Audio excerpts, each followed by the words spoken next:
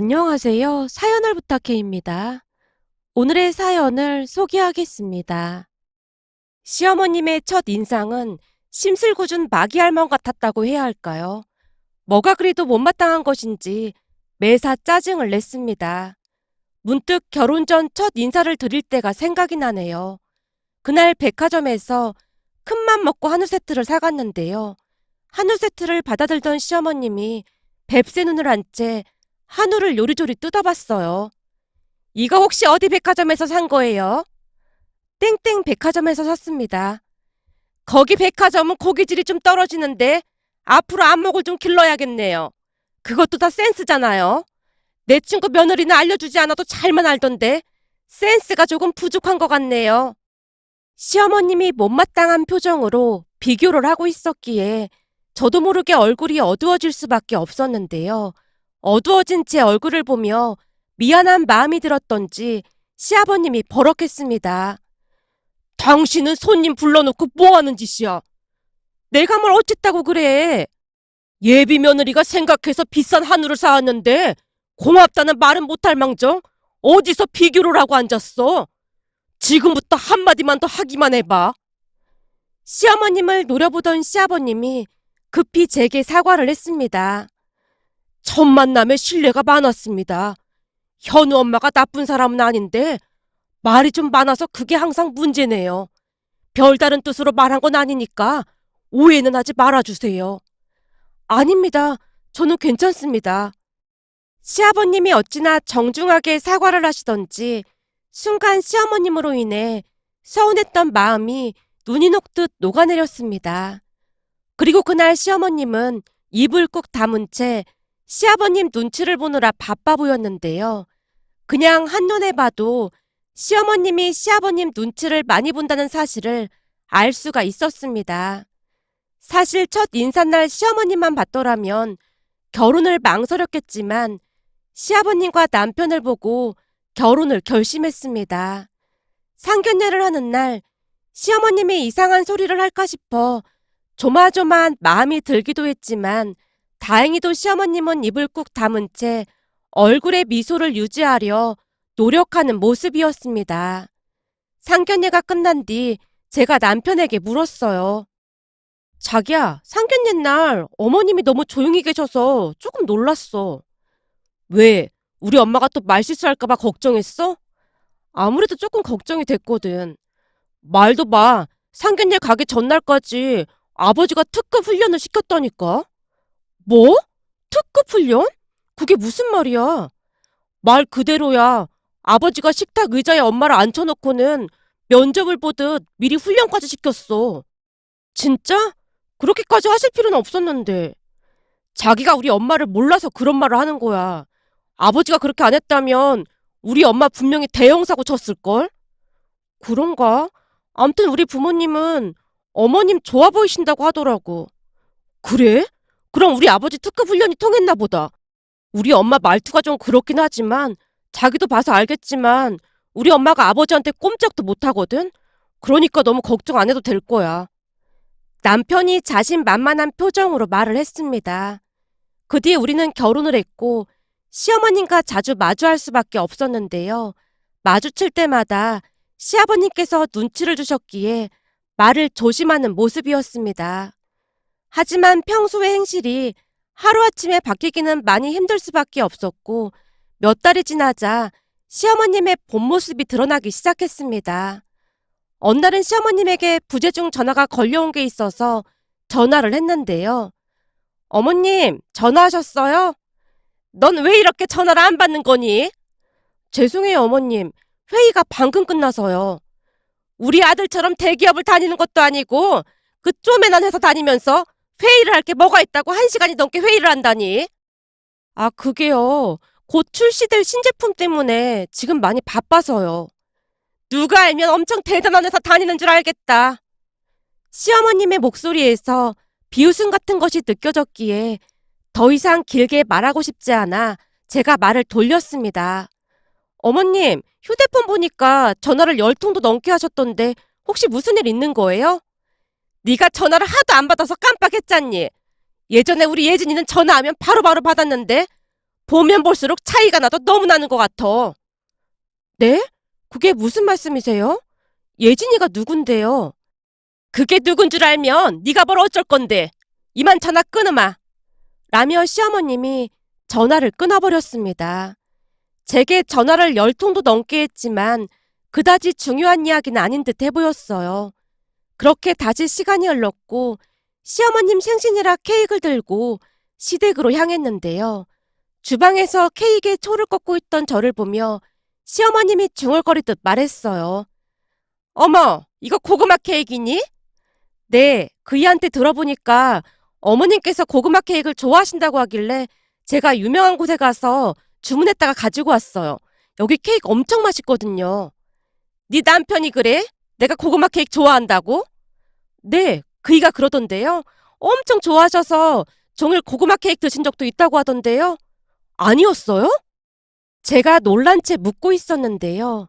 시어머님이 제 눈치를 보더니 조용히 말했어요. 그거야 그때 그 고구마 케이크는 예진이가 직접 만든 거라 그랬지.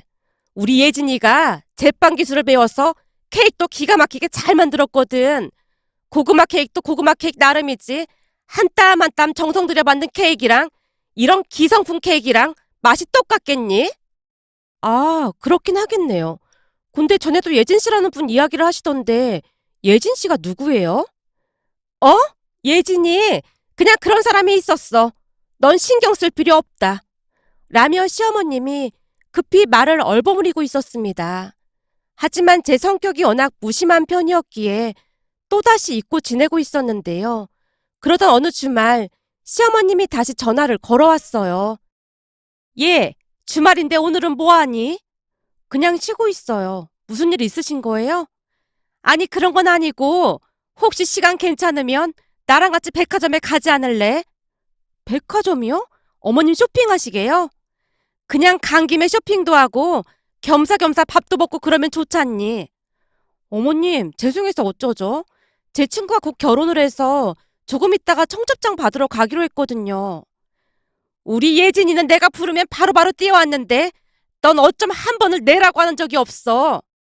어머님, 당일날 아침에 말씀하셔서 그런 거니까 다음에는 미리 연락 주시면 제가 시간 내볼게요. 네 말대로라면 내가 네 친구보다 못하다는 말이니? 시어머님이 서운한 듯 전화를 끊는 모습이었습니다. 그 모습에 다시 시어머니께 전화를 드렸지만 전화를 받지 않아서 걱정이 돼 남편에게 물었어요. 여보, 어머님 화나신 것 같은데 어쩌지? 왜? 아니, 오늘 수진이 만나기로 했잖아. 그랬지. 청첩장 받으러 가기로 했다며. 근데 어머님께서 갑자기 백화점에 같이 가자고 전화를 하셨더라고. 갑자기 백화점에는 왜? 그냥 쇼핑도 하고 식사도 하자고 하시는데 미리 물어본 것도 아니고 오늘 아침에야 물어보시더라고. 그래서 안 될 것 같다고 했더니 전화를 그냥 끊어버리시더라고. 암튼 엄마 심술은 알아줘야 한다니까. 걱정하지 마. 내가 잘 말해둘 테니까. 남편이 대수롭지 않게 말을 했습니다. 그런데 다음날 시어머님께 다시 전화가 걸려왔습니다. 예, 넌 왜 그렇게 입을 가만두질 못하는 거니? 암튼 우리 예진이랑 비교가 돼도 너무 된다니까. 네? 그게 무슨 말씀이세요? 내가 어제 너한테 백화점 같이 가자고 했다고 네 남편한테 일러 바쳤다며. 아니 그게 아니라 어머님이 전화를 안 받으셔서 걱정돼서 말했어요. 됐다. 어디서 모자 사이를 이간질할 수가 있어. 너 잘 들어라. 우리 예진이는 절대 이런 짓 안 했다. 대체 그 착한 예진이랑은 왜 헤어져서 이 모양을 만들어 놓고 있어? 네가 우리 아들 꼬신 거 아니야? 그렇지 않고서야 착한 예진이가 내 전화를 안 받을 리가 없잖니. 시어머님이 잔뜩 울음을 머금은 채 제게 쏟아내고 있었습니다. 그동안 내내 말하던 예진이란 사람이 남편의 전 여친이었다는 것을 그제서야 알게 되었고요. 그리고는 제가 얼마나 무심한 사람이었는지 다시 한번 알게 되었는데요. 그동안은 시어머님의 지인분의 딸이겠거니 생각하고 말았거든요. 그날 시어머님과 통화를 끝내고 허탈한 마음에 맥이 풀리고 말았습니다. 며느리인 저를 얼마나 우습게 알았으면 남편의 전 여친 이야기를 아무렇지도 않게 꺼낸 것일까 하는 생각이 머릿속을 떠나지 않았으니까요. 허탈한 마음으로 몇 날 며칠을 보내다가는 마음을 다잡고 남편에게 물었어요. 여보, 나 너무 기분 나쁘고 그래. 왜? 회사 팀장이 또 뭐라고 했어? 그 미친 인간은 왜 맨날 당신 힘들게 하는 거야? 저번에 사진 보니까 생긴 것도 오징어같이 생겨서는 대체 왜 그렇게 싸가지가 없는 거래? 내가 한번 찾아가서 우리 마누라 힘들게 하지 말라고 따질까? 갑자기 팀장 얘기를 왜 하는 거야? 어이가 없어서 묻고 있었는데요. 당신이 기분 나쁠 일이 뭐가 있겠어? 분명히 그 팀장 때문이겠지. 어디서 오징어가 사람을 괴롭히고 있어. 남편이 온갖 오바를 하며 제 눈치를 보고 있었습니다. 그런 남편에게 조용히 입을 열었어요. 여보, 미안한데 이번에는 팀장이 아니야. 그러니까 오바 좀 하지 마. 그래? 그럼 누구야? 혹시 우리 엄마가 그랬어? 우리 엄마가 맞구나? 내가 당장 쫓아가서 따질 테니까 무슨 일인지 말해봐. 남편이 제 눈을 바라보며 물었기에 제가 조용히 대답했습니다. 어머님 때문에 화가 난 건 맞는데 그보다 예진이란 사람 때문에 너무 불쾌해. 뭐? 예진이? 당신이 예진이를 어떻게 알아? 남편의 동공이 쉴 새 없이 움직이고 있었는데요. 곧 남편이 숨까지 멈춘 채 얼음이 되어 있는 모습이었어요. 그런 남편을 향해 무거운 한마디를 뱉어냈습니다. 예진이란 여자가 당신 전 여친이야? 어? 그게... 예진이 이름도 예쁘네. 손예진처럼 얼굴도 예쁘고 그랬나 봐.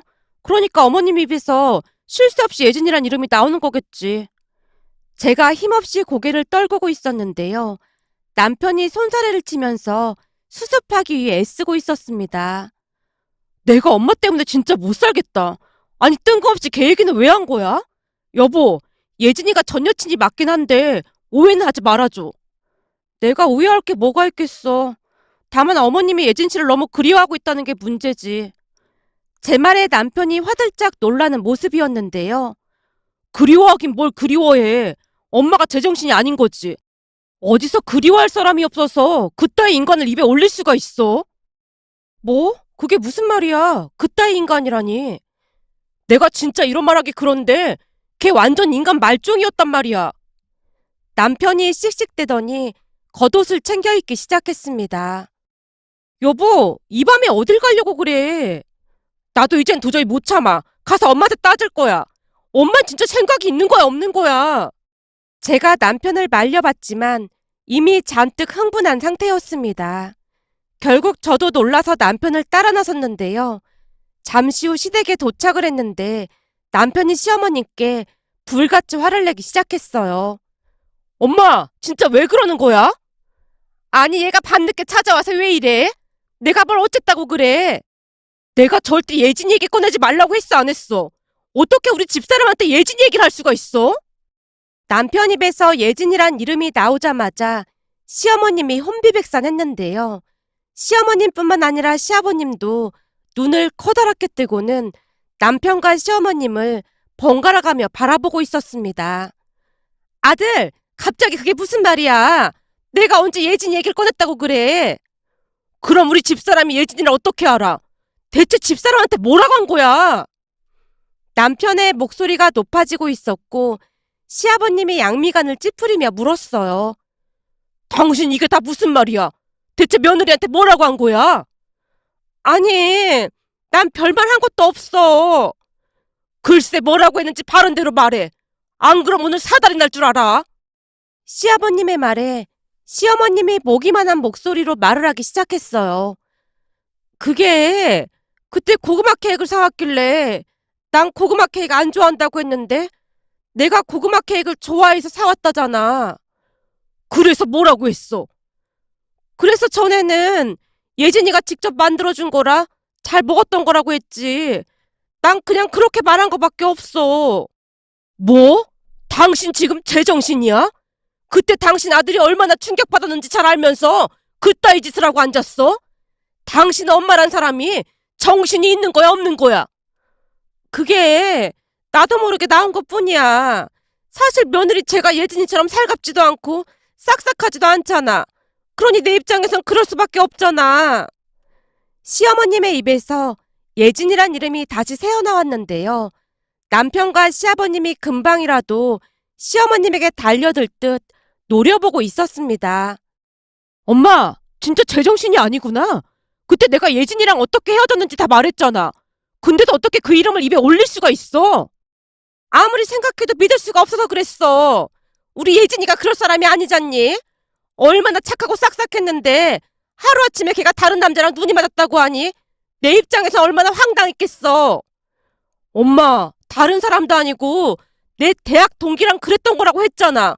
내가 그때 충격받은 거 생각하면 아직도 손발이 떨려. 그때 내가 예진이랑 잠시 통화한 적이 있었는데 예진이는 네가 오해한 거라고 그랬어. 너야말로 오히려 쟤랑 눈이 맞아서 예진이랑 헤어진 거 아니야? 엄마, 진짜 왜 이래? 그 두 인간들이 같이 예진이 집에서 나오는 거 내 눈으로 똑똑히 봤다니까? 내 동기랑 둘이서 팔짱까지 끼고 나왔는데 그래도 내가 오해한 거냔 말이야. 뭐? 둘이서 예진이 집에서 나왔단 말이야? 너 나한테 그런 말을 한 적 없잖아. 그런 지저분한 얘기에서 좋을 게 뭐가 있다고 자세히 얘기하겠어? 엄만 진짜 생각이 없어도 너무 없다. 어떻게 아들 말은 안 믿고 그런 여자 말을 믿을 수가 있어? 다리에 힘이 풀린 모양으로 남편이 소파에 털썩 주저앉았는데요. 가만히 지켜만 보고 있던 시아버님 입에서 더욱 충격적인 말이 새어나왔습니다. 이래서 인과응보라는 말이 있는 거구만. 여보, 그게 무슨 말이야? 그러니까 당신이 지은 죄값을 당신 아들이 그대로 받은 거다 그 말이야. 예진이 행동이 예전 당신 모습이랑 아주 똑같이 닮아 있잖아. 나랑 닮다니 그게 무슨 말이야? 시어머님이 새하얗게 질린 얼굴로 시아버님을 말리려고 했지만 시아버님이 계속해서 말을 이어갔습니다. 그날 우리는 어마어마한 충격을 받을 수밖에 없었는데요. 사실 시아버님에게는 대학 때 만난 수희라는 연인이 따로 있었다고 합니다. 두 분은 많이 사랑했던 사이로 결혼까지 약속을 했고 시할머님과도 자주 만나곤 했다네요. 그런데 수희 옆에 경자라는 친구가 있었다는데요. 경자는 어려운 집안 형편으로 인해 대학을 가지 못한 채 공장에서 일을 하며 하루하루 힘들게 살고 있었다고 합니다. 하지만 수희는 마음이 따뜻한 친구로 힘들게 사는 경자를 잊지 않고 자주 만나서 챙기곤 했다네요. 그러던 어느 날은 수희가 경자에게 남자친구 정우를 소개해줬다는데요. 그동안 공장에서 일하던 남자들만 보던 경자의 눈에는 수희 남자친구인 정우가 너무나 멋져 보였다고 합니다. 그 뒤 경자는 수희의 남자친구인 정우를 홀로 짝사랑을 했다네요. 어느 날은 수희와 정우가 크게 말다툼을 했고 수희와 연락이 되지 않자 정우가 경자에게 연락을 해서 수희와 함께 나와줄 수 있냐고 부탁을 했답니다. 그날 술에 잔뜩 취해 있는 정우의 목소리를 듣고는 경자가 홀로 꿍꿍이를 계획했답니다.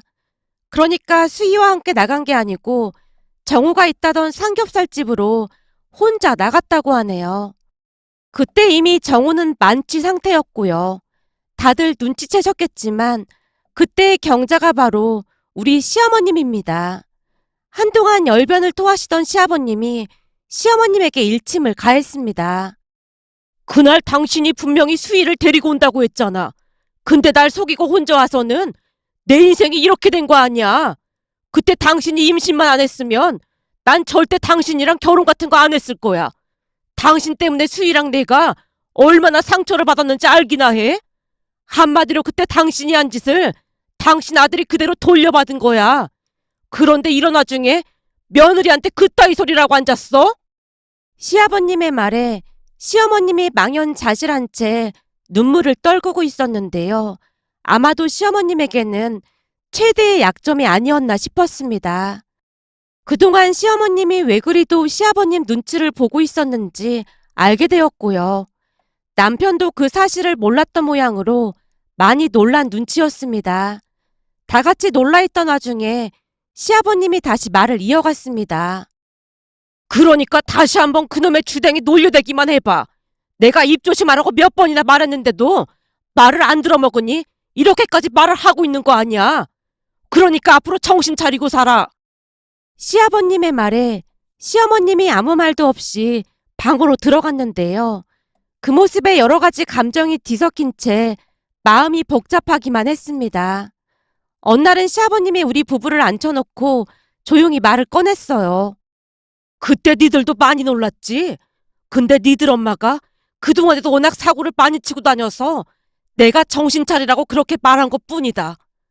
아버지, 진짜로 제가 생기는 바람에 억지로 엄마랑 결혼하신 거예요? 그럼 어쩌겠냐.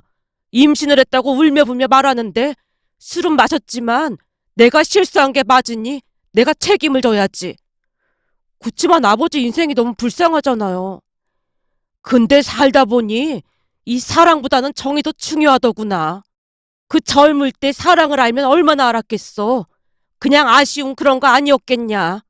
그렇다고 해서 네 엄마를 좋아하지 않았던 건 아니었어.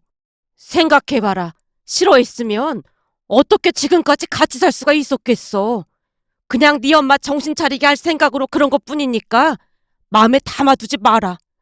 평생을 내가 장동건보다 잘생겼다고 하는 사람을 내가 어찌 미워할 수가 있겠어.